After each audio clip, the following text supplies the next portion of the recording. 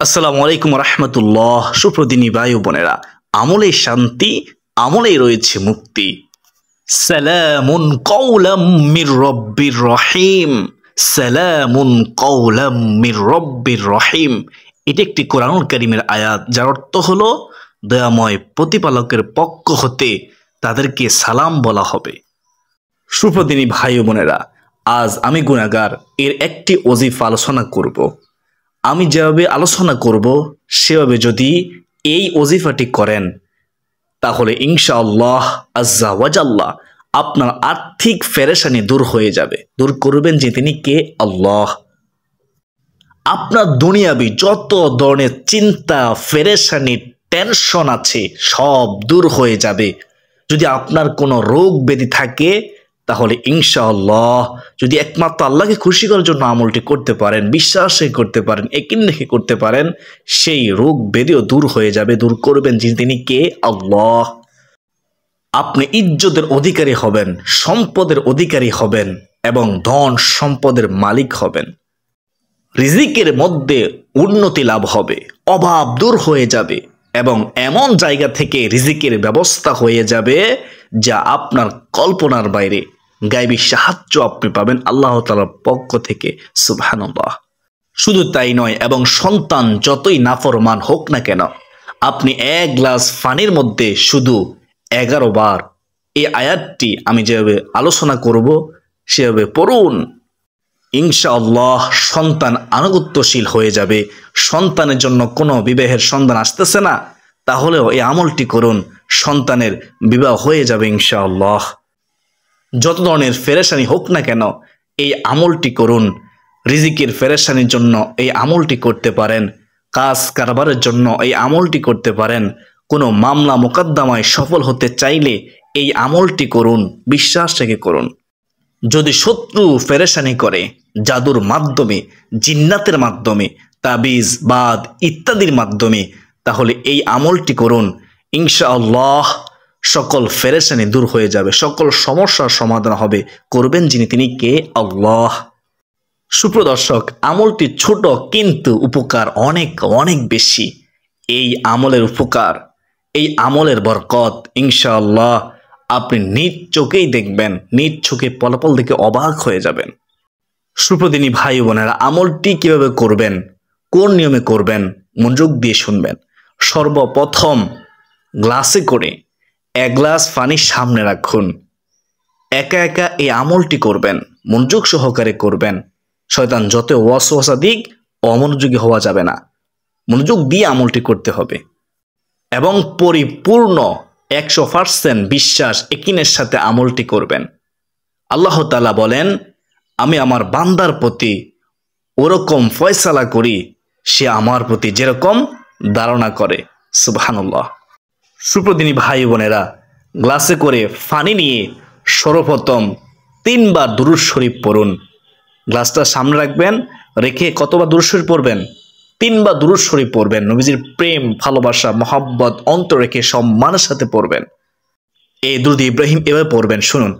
আল্লাহুম্মা সাল্লি আলা মুহাম্মাদি ওয়া আলা আলি মুহাম্মাদ কামা সাল্লাইতা আলা ইব্রাহিমা ওয়া আলা আলি ইব্রাহিম ইন্নাকা হামিদুম মাজিদ। আল্লাহুম্মা বারিক আলা মুহাম্মাদি ওয়া আলা আলি মুহাম্মাদ কামা বারাকতা আলা ইব্রাহিমা ওয়া আলা আলি ইব্রাহিম ইন্নাকা হামিদুম মাজিদ। দুরূদ শরীফ 3 বার পড়ার পরে অতঃপর 3 বার আউযু বিল্লাহি মিনাশ শাইতানির রাজিম পড়ুন এবং 3 বার বিসমিল্লাহ পড়ুন। বিসমিল্লাহির রহমানির রহিম। সুপ্রদর্শক, অতঃপর 11 বার সূরাতুল ফাতিহা পড়ুন। আলহামদুলিল্লাহ সূরা পড়ুন। প্রত্যেকবার শুরুতে বিসমিল্লাহ পড়বেন। সূরা ফাতিহা পড়ার পূর্বে প্রত্যেকবার বিসমিল্লাহ বলতে হবে এবং শেষে আমিনও বলতে হবে এবং শেষে কি পড়বেন? আমিন পড়বেন। সুপ্রদর্শক, এইভাবে পড়বেন। আমি এখন যেভাবে বলতেছি মনোযোগ দিয়ে শুনুন। আউযু বিল্লাহি মিনাশ শাইতানির রাজিম, আউযু বিল্লাহি মিনাশ শাইতানির রাজিম, আউযু বিল্লাহি মিনাশ শাইতানির রাজিম। 3 বার পড়লাম। এবার বিসমিল্লাহ 3 বার পড়ব। বিসমিল্লাহির রহমানির রহিম, বিসমিল্লাহির রহমানির রহিম, বিসমিল্লাহির রহমানির রহিম। 3 বার বিসমিল্লাহ পড়লাম। এবার বিসমিল্লাহ সহকারে সূরা ফাতিহা পড়ব। শেষে আমিন বলবো। দেখুন 11 বার পড়তে হবে, আমি একবার বলে দিচ্ছি, এভাবে পড়বেন। বিসমিল্লাহির রহমানির রহিম, আলহামদুলিল্লাহি রাব্বিল আলামিন, আর রহমানির রহিম, মালিকি ইয়াউমিদ্দিন, ইয়াকা না'বুদু ওয়া ইয়াকা নাস্তাঈন, ইহদিনাস সিরাতাল মুস্তাকিম, সিরাতাল লাযীনা আন'আমতা আলাইহিম গায়রিল মাগদুবি আলাইহিম ওয়ালাদ-দাল্লিন।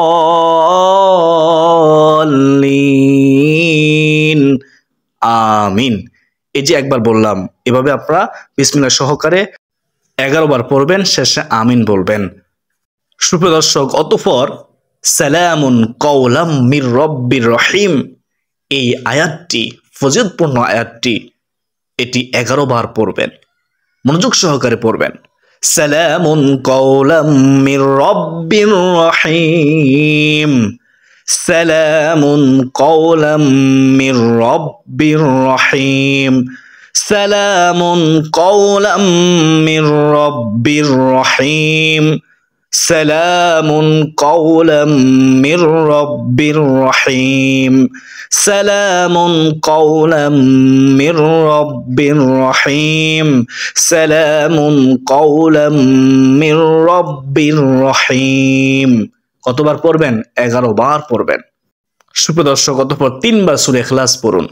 কুল হুয়াল্লাহু আহাদ, সম্পূর্ণ সূরা 3 বার পড়ুন। এভাবে পড়ুন, বিসমিল্লাহির রহমানির রহিম, কুল হুয়াল্লাহু আহাদ, আল্লাহুস সামাদ, লাম ইয়ালিদ ওয়া লাম ইউলাদ ওয়া লাম ইয়াকুল লাহু কুফুয়ান আহাদ।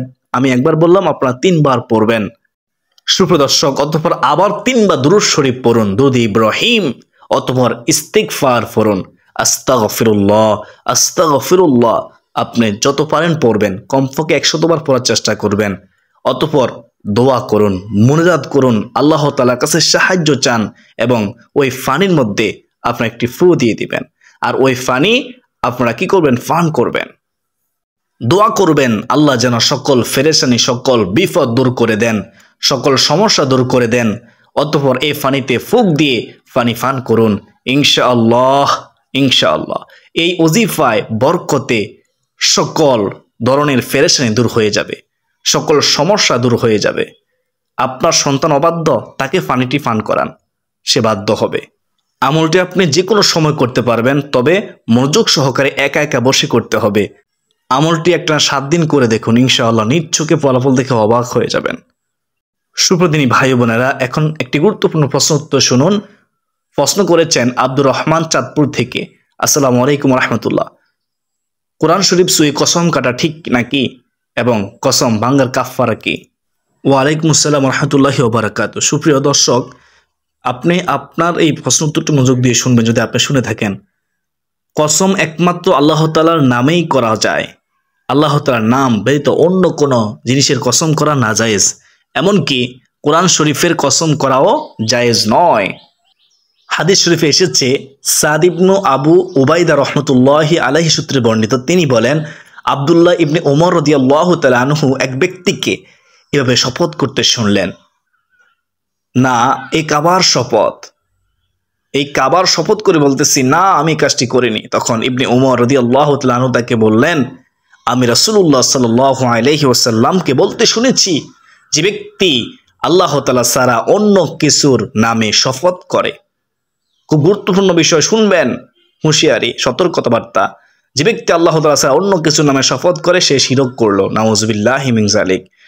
আবু দাউদ শরীফ হাদিস নম্বর 2251।